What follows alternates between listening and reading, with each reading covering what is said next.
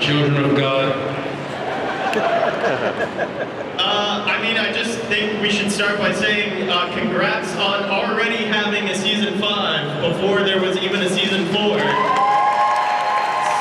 September 2022, right? Sure, yeah, September 9th, I think, right?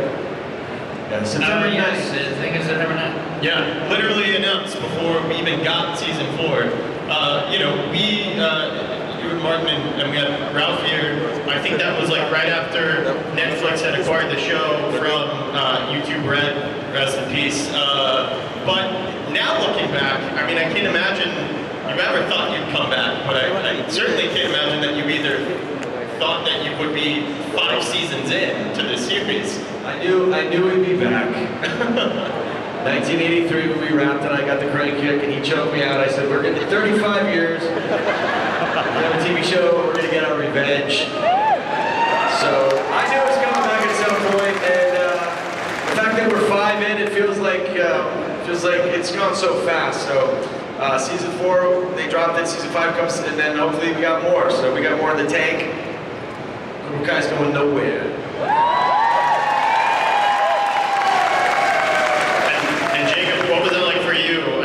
Karate Kid is iconic. Doesn't matter if you grew up in the 80s or not. It's so iconic. So what was it like to you to come into this like legendary franchise? It was really fun. I was super nervous. I remember my first day. I was like, well, I'm gonna be on set with William Zabka. I did not say that. I didn't even know who it was. You're like, hey, are you in the show? No, I grew up watching the movies when I was 13. My dad gave me a list of movies I had to watch before I could become a man. And the Karate Kid movies were on then. My brother and I used to beat each other up and be like, I'm gonna karate kick you in the face. Watch out, bitch. No, but it was really cool. It's been a blast being a part of the Karate Kid universe. And, you know, I get to have a mohawk and he makes fun of me all the time. And it's great. It's a lot of fun. We can see that you just let your hair grow and you don't have to have a mohawk. You push a button and it'll go right up to it. Oh, the hawk. Yeah.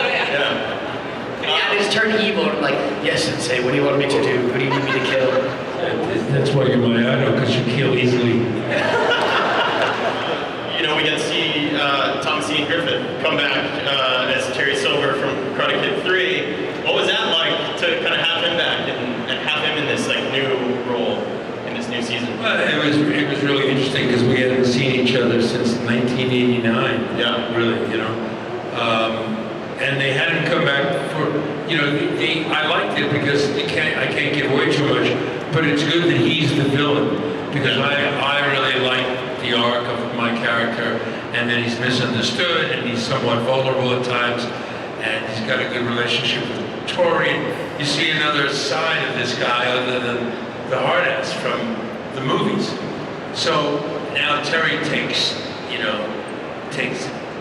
that, I guess, has that inventory of darkness, you know, and I like it better because I can play the other side. Yeah, absolutely. And then any thoughts or anything you can give us to some other characters maybe coming back in 5? Maybe Julie Pierce from Next Karate Kid? I don't want to spoil anything, but is anybody like SpongeBob? That's all I'm gonna say. I myself became obsessed with karate, and I know that you guys kind of had this continued relationship with the art and the sport. What's kind of all been now your journey with it since this series? Marty? Well, when we started Karate Kid, I was 18 years old, which is a little younger than this fella right here. So I was trained for the movie. I didn't know any karate. I was a wrestler in high school, and after Karate Kid, I trained for about 5 years. Took a break. Then Marty and I did a movie called Shoe Fighter.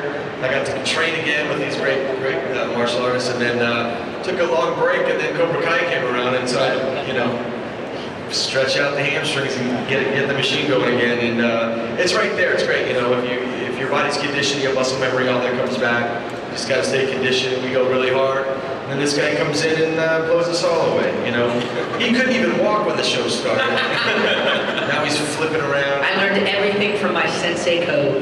Yeah. Well, the interesting thing is that he and most of the young kids, they don't get much time to, they don't get much time to practice and rehearse. And as you saw at the end of season 4, they're just brilliant when it comes down to those tournament scenes. Billy and I, when we did the intro and a couple other fights through the window and all season 3, we had some time to practice, but you never get any time. Tell them. You guys take up all the time. Yeah.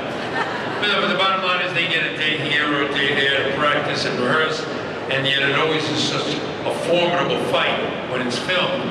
So I'm always really impressed because, we love the stunt people, and they just don't get a lot of time with these kids, and yet you pull it off. So my hats are off to you. Did you have, what was your karate background coming into the show? I did like a year or two of karate, the strip mall across from a Vaughn's. So pretty much Cobra Pretty Kai, legit, yeah, pretty legit. It didn't help at all. I remember a block maybe.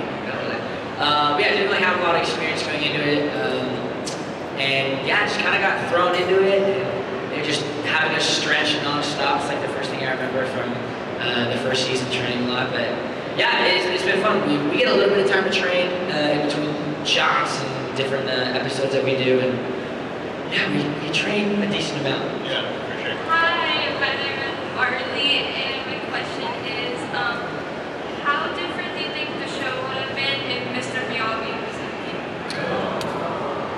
it? Try to keep him in it, the spirit of him in it. I always say this, Pat Morita kind of unfortunately passed before Comic-Cons became a real big thing, and he was the best. You guys, he would have loved you guys, and he would have just eaten this up, and he was so funny and so great. He was like a great, fun uncle. So I wish he was on the show. I think he would bring everything to it.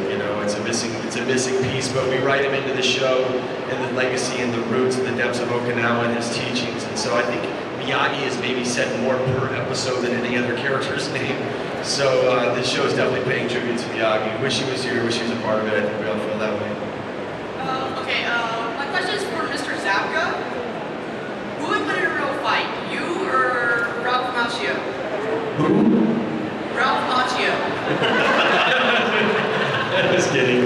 That was for Ralph in case he ever watches this online.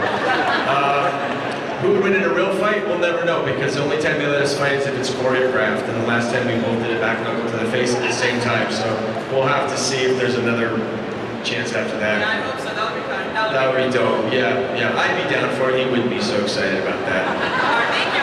Wait, who do you think would win? Johnny, all the way. Good answer. Yeah. He's a smart man. Yeah, good answer. Yeah, but in all fairness, if you had a painting contest, it would be Daniel. And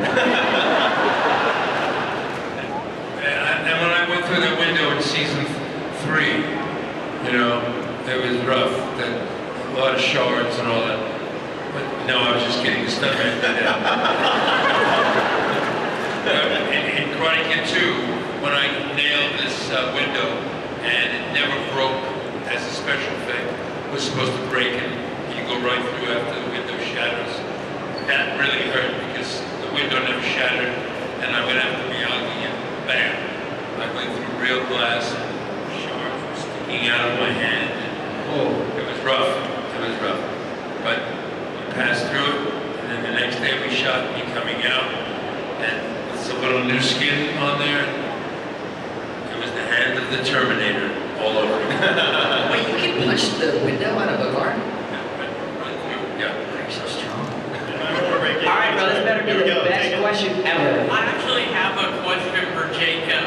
Right, so it is a good question. I was wondering, since Miguel is now Blue Beetle, if you were to play a character in Marvel or DC, who would you play?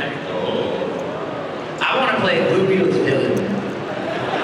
I don't know who it would be, but I'd like to punch Solo in the face.